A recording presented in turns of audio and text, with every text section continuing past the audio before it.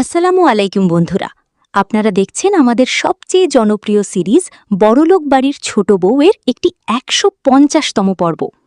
আজকের এই পর্বটি একটু আলাদা, একটু বেশি আবেগের, একটু বেশি হাসির। কারণ আজকে একটা বিয়ে হচ্ছে, কিন্তু এই বিয়ে যে কোনো সাধারণ বিয়ের মতো নয়। এই বিয়েতে লুকিয়ে আছে ভালোবাসা, রাগ, অভিমান আর একটা দীর্ঘ প্রতীক্ষার সুখী পরিণতি। ভিডিওটি দেখার আগে অবশ্যই একটি লাইক দিন, বন্ধুদের সাথে শেয়ার করুন এবং আমাদের চ্যানেলটি এখনও সাবস্ক্রাইব না করে থাকলে এখনই করে নিন। তাহলে চলুন আর দেরি না করে আজকের গল্পে ডুব দেওয়া যাক। বিয়ের আসরে তখন চারদিকে ফুলের সাজসজ্জা, দ্বীপের আলো আর মন্ত্রের সুর ভেসে বেড়াচ্ছে। সবাই যখন গভীর মনোযোগে বিয়ের অনুষ্ঠান দেখছে, ঠিক তখনই হঠাৎ পিছন থেকে একটা পরিচিত গলার আওয়াজ ভেসে আসে। সবাই চমকে পিছনে তাকায়। টুকুন, অর্জুনের প্রিয় দিদি, যাকে কেউ আসবে বলে আশাই করেনি, সে হাসি মুখে দাঁড়িয়ে আছে। টুকুন দুই হাত ছড়িয়ে বলে, কিরে ছোটু, কেমন লাগলো আমার সারপ্রাইজ? ভেবেছিলি আসবো না? অর্জুন প্রথমে চোখ বড় বড় করে তাকিয়ে থাকে, তারপর মুখে একটা চওড়া হাসি ফুটে ওঠে। দিদি তুই সত্যিই এসেছিস, খুব ভালো হয়েছে। টুকুন কাছে এসে অর্জুনের কান ধরে আদর করে বলে, আরে বোকা, তুই কি ভেবেছিলি তোর দ্বিতীয় বিয়েতে আমি আসবো না? আমি তোর দিদি, তোর সুখে আমি না এসে কি থাকতে পারি? তবে সত্যি বলতে, যদি অহনার সাথে তোর বিয়ে না হতো, তাহলে কিন্তু আমি কোনোদিন আসতামই না। অহনার মতো মেয়ে পাওয়া ভাগ্যের ব্যাপার রে ছোটু। এরপর টুকুন অহনার দিকে ফিরে ভালোবাসার সুরে বলে, অহনা মা, তোমার দাদার উপর একটু ভরসা রাখতে হয়। ও যাই করুক, যতই মাথা মোটার মতো আচরণ করুক, তোমাকে ভালোবাসে বলেই করে, বুঝলি? অহনা লজ্জায় মাথা নিচু করে ফেলে। তারপর টুকুন চারদিকে তাকিয়ে দেখে অহনা এখনো ঘোমটা দিয়ে মাথা নিচু করে বসে আছে। সে হেসে বলে, আরে আরে, আমাদের নতুন বৌমা এখনো ঘোমটা দিয়ে মূর্তির মতো বসে আছে। নতুন বৌমা, এবার একটু ঘোমটা তুলো, সবাই তোমার মুখ দেখতে চায়। অহনা আস্তে আস্তে ঘোমটা তুলে। তার চোখে তখনও একটু লাল ভাব, কিন্তু মুখে হালকা হাসির আভাস। পাড়ার প্রতিবেশীরা একে অপরের মুখ চাওয়াচাওয়ি করে হেসে ফেলে। একজন বলে, আমরাই ওকে বলেছিলাম চুপ করে ঘোমটা দিয়ে বসে থাকতে, সেটাই কিনা এত সুন্দর করে পালন করেছি। আরেকজন বলে, বড্ড বাধ্য মেয়ে কিন্তু। সবাই হেসে ওঠে। শাশুড়িমা দুর্গাদেবী অহনার কাছে এসে মাথায় হাত বুলিয়ে দিয়ে আদরের সুরে বলেন, কি রে মা, সারাদিন তো চোখের জল ফেলেছিস, এখন একটু কমেছে? রাগটাও কি একটু কমেছে? এবার একটু হাসো তো মা, তোমার হাসি দেখলে এই বুড়ির মন জুড়িয়ে যায়। অহনা মাথা তুলে শাশুড়িমার দিকে তাকায়। চোখে জল, কিন্তু ঠোঁটে হাসি। সে কিছু বলে না, শুধু শাশুড়ির হাত ধরে রাখে। এরপর দুর্গাদেবী পুরোহিত মশাইকে ডেকে বলেন, মশাই, একটু জোরে জোরে মন্ত্র পড়ুন। এত বড় আয়োজন করেছি, পাড়ার সবাই যেন শুনতে পায়। আজকের এই বিয়ে শুধু এই বাড়ির নয়, গোটা পাড়ার আনন্দ। পুরোহিত মশাই হেসে মাথা নাড়েন এবং আরও উচ্চস্বরে মন্ত্র পড়তে শুরু করেন। দুর্গাদেবী তখন সতু মামার দিকে ঘুরে একটু গর্বের হাসি দিয়ে বলেন, এবার বলুন, আমার প্ল্যান কেমন লাগলো? সতু মামা মাথা নাড়তে নাড়তে বলেন, তোমার প্ল্যানের কোনো তুলনাই হয় না। তুমি সবাইকে এমনভাবে ঘুরিয়েছ যে কেউ টেরও পায়নি। সত্যি, তোমার কাছে সবাই হার মেনে গেছে। দুর্গাদেবী শুধু হাসেন। এরপর শুরু হয় বিয়ের সবচেয়ে পবিত্র অংশ। পুরোহিত মশাইয়ের মন্ত্রের সুরে ভরে ওঠে চারপাশ। অহনা আর অর্জুন একে অপরের হাত ধরে 7 পাকে ঘোরে। প্রতিটি পাকে যেন একটা করে প্রতিজ্ঞা, একটা করে বিশ্বাস, একটা করে ভালোবাসার বন্ধন তৈরি হয়। সিঁদুরদানের সময় অর্জুনের হাত একটুও কাঁপে না। সে স্থির দৃষ্টিতে অহনার দিকে তাকিয়ে থাকে। অহনার চোখ থেকে এক ফোঁটা জল গড়িয়ে পড়ে, কিন্তু এবারের জল দুঃখের নয়, এবারের জল আনন্দের। অহনা আর অর্জুনের বিয়ে সম্পন্ন হয়। চারদিক থেকে হাততালি আর উলুধ্বনিতে আসর মুখরিত হয়ে ওঠে। প্রতিবেশীরা আনন্দে বলে ওঠে, আজকে রাতে কেউ ঘুমাবে না, সবাই মিলে আনন্দ করব, খাবো দাবো, গান বাজনা করব। বিয়ে শেষে একটু স্বাভাবিক হতেই অহনা মুখ গোমরা করে বলে, সবাই মিলে আমাকে কি সুন্দর বোকা বানিয়েছে, একজনও বলেনি। একজন প্রতিবেশী হাসতে হাসতে বলে, আরে বোকা সাজতে কেমন লাগলো বলো, মজা হয়নি? অহনা আরও একটু রেগে বলে, মজা! ছোট মামা সারাটা দিন আমাকে দিয়ে এটা করাও ওটা করাও করিয়েছে, রান্নাঘর থেকে সাজসজ্জা পর্যন্ত সব কিছুতে আমাকে লাগিয়ে রেখেছে, অথচ একবারও বলেনি যে এই বিয়েটা আসলে আমারই। প্রতিবেশী মেয়ে হাসতে হাসতে বলে, আরে বুদ্ধু মেয়ে, তোমাকে কাজে না লাগালে তুমি এতক্ষণে সন্দেহ করে ফেলতে। তোমাকে ব্যস্ত রেখেই তো পুরো প্ল্যানটা সফল হয়েছে, বুঝলে না? অহনা একটু থিমে ভেবে বলে, সেটা ঠিকই বলেছ। তারপর আবার মুখ গোমরা করে বলে, তারপরেও বলা উচিত ছিল। সবাই হেসে ওঠে।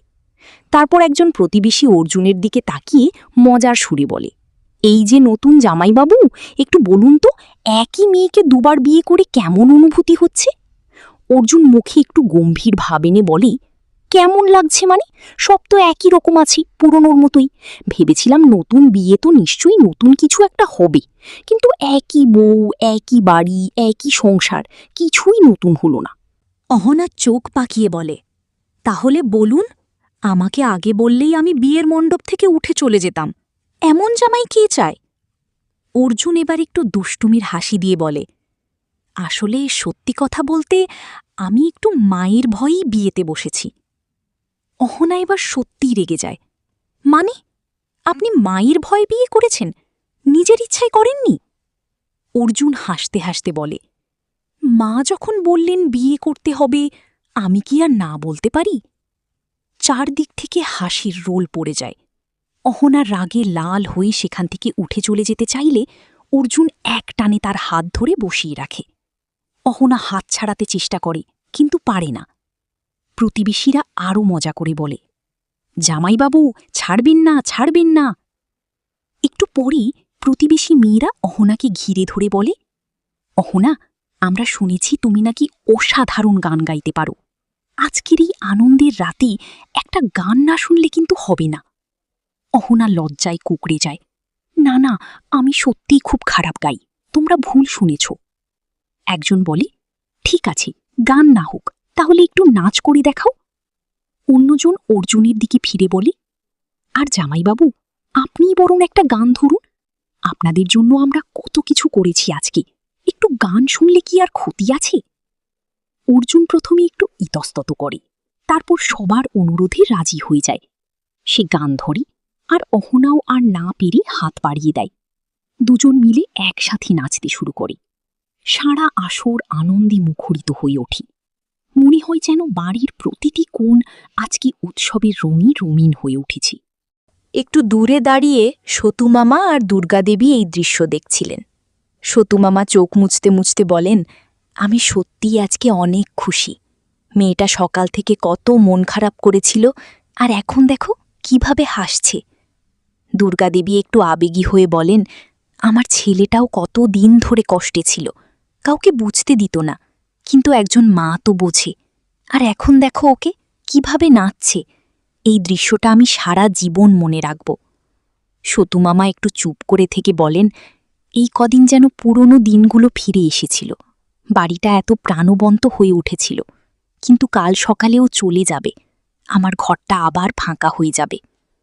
দুর্গাদেবী মামার দিকে তাকিয়ে বলেন, তোমাকে ফাঁকা থাকতে দেব না, তুমি আমাদের কাছে চলে এসো, কালকে থেকেই তোমার জন্য ঘর খুঁজব। মামা একটু হেসে বলেন, সেটা কি হবে, তোমাদের এত বড় সংসার। দুর্গাদেবী বলেন, সংসার বড় হলে মানুষও বেশি লাগে, তুমি থাকলে আমার ভালোই লাগবে। মামা একটু থেমে বলেন, টুকুন কোথায় গেল হঠাৎ? দুর্গাদেবী বলেন, টুকুন বাড়ি চলে গেছে, কাল সকালে যখন ওরা রওনা দেবে তখন নিতে আসবে। মামা চিন্তিত মুখে বলেন, ও যদি বাড়িতে গিয়ে সব বলে দেয়? দুর্গাদেবী আত্মবিশ্বাসের সাথে বলেন, টুকুনের উপর আমার পুরো ভরসা আছে, ও খুব ভালো অভিনয় করতে পারে, ও কিছু বলবে না। তারপর দুর্গাদেবী একটু নরম হয়ে বলেন, অনেকদিন পর আপনার সাথে এভাবে মন খুলে কথা বললাম। মামা মিষ্টি হেসে বলেন, আমারও মনে হলো পুরনো দিনে ফিরে গেছি।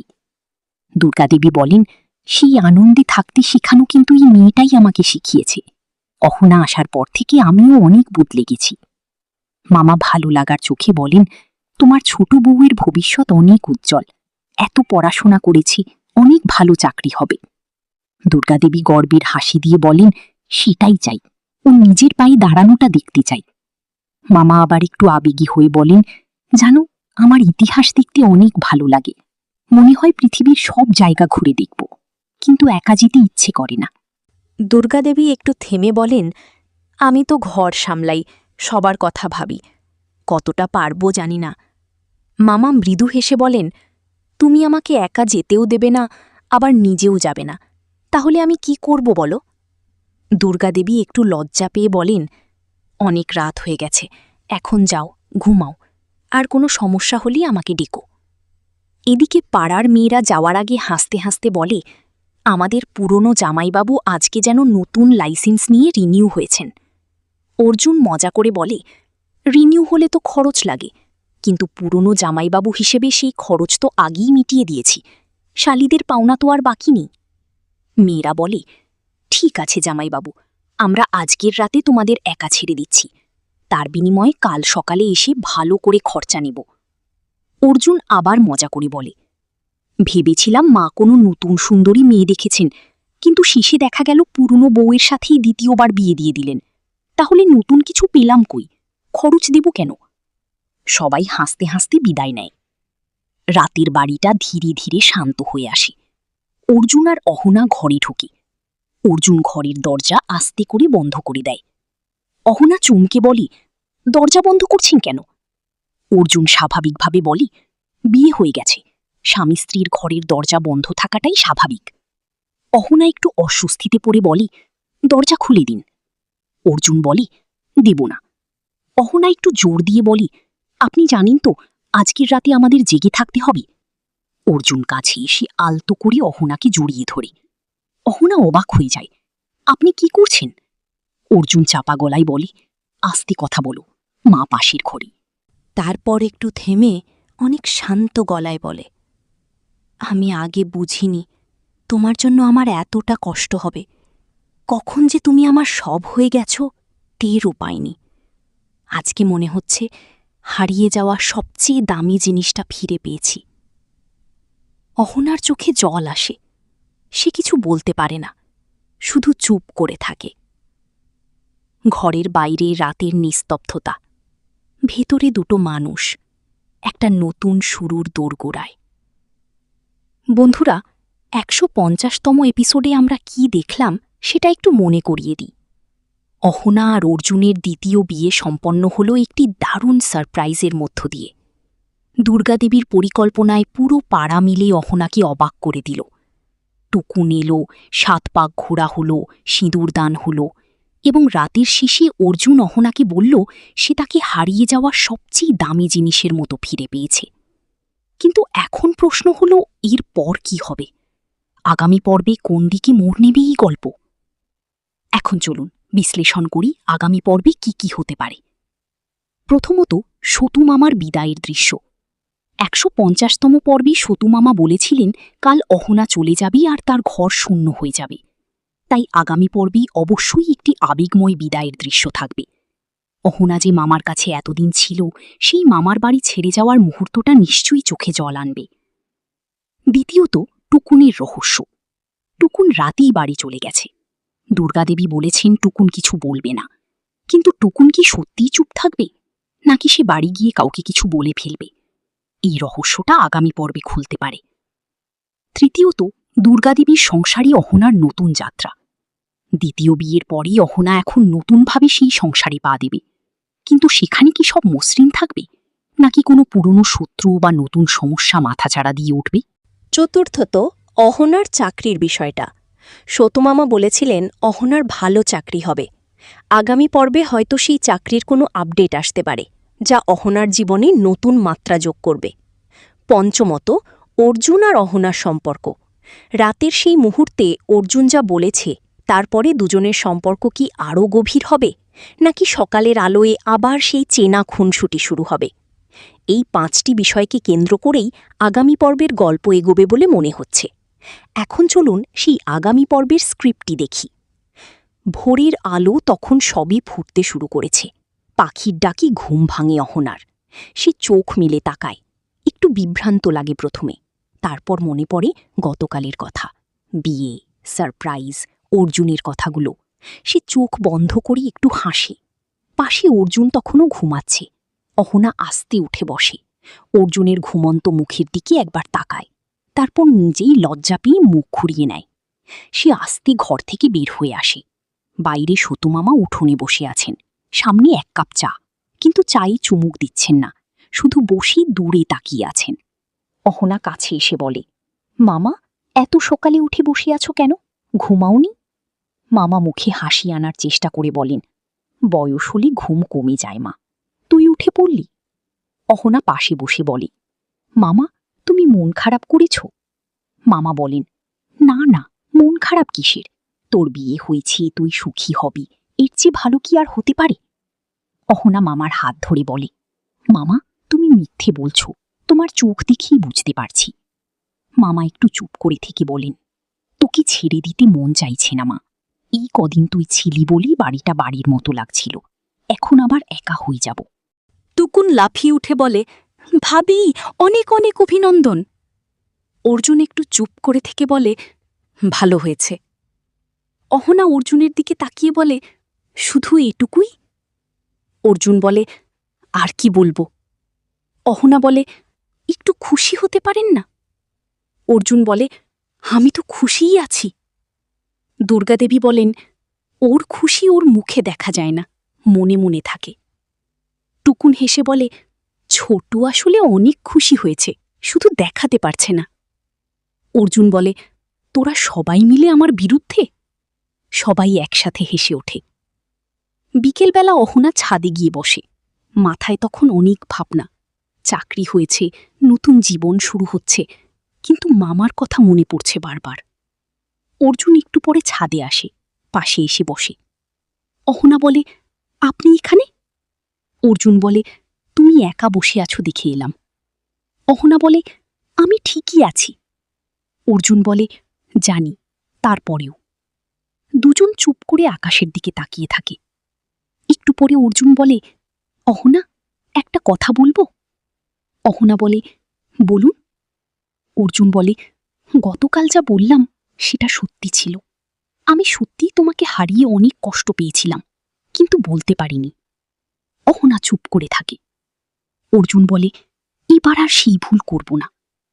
অহনা একটু হেসে বলে, দেখা যাক কতদিন মনে থাকে। অর্জুন বলে, তুমি কি কখনো সহজভাবে কিছু মেনে নিতে পারো না? অর্জুন হেসে বলে, এটাই তোমার সমস্যা। অহনা বলে, এটাই আমার গুণ। অর্জুন হেসে বলে, হ্যাঁ, সেটাও ঠিক। দুজন আবার চুপ করে থাকে। সূর্য ডুবে যাচ্ছে, আকাশ লাল হয়ে আসছে। একটা নতুন অধ্যায়ের সূচনা হচ্ছে অহনা আর অর্জুনের জীবনে। নিচ থেকে দুর্গাদেবীর ডাক আসে, অহনা, অর্জুন, নিচে এসো, চা ঠান্ডা হয়ে যাচ্ছে। অহনা উঠে দাঁড়ায়, অর্জুনও উঠে। অহনা নিচে নামতে নামতে বলে, আচ্ছা, আপনি কি সত্যিই মায়ের ভয়ে বিয়ে করেছিলেন? অর্জুন একটু থেমে বলে, না। অহনা বলে, তাহলে গতকাল ওটা বললেন কেন? অর্জুন বলে, কারণ তোমার রাগী মুখটা দেখতে ভালো লাগে। অহনা মুখ ঘুরিয়ে নেয়, কিন্তু মুখে একটা হাসি লুকিয়ে থাকে। আজকের এই বিশেষ প্রেডিকশন ও স্ক্রিপ্ট পর্বটি এখানেই শেষ হল বন্ধুরা। আগামী পর্বে অহনার নতুন চাকরি, মামার একাকিত্ব, টুকুনের নতুন ভূমিকা আর অর্জুন অহনার সম্পর্কের নতুন মোড় নিয়ে আরও অনেক কিছু দেখতে পাব। সেই পর্বটি মিস করবেন না। পর্বটি ভালো লেগে থাকলে অবশ্যই একটি লাইক দিন, বন্ধুদের সাথে শেয়ার করুন এবং চ্যানেলটি সাবস্ক্রাইব করতে ভুলবেন না। পরবর্তী পর্বে আবার দেখা হবে। ধন্যবাদ।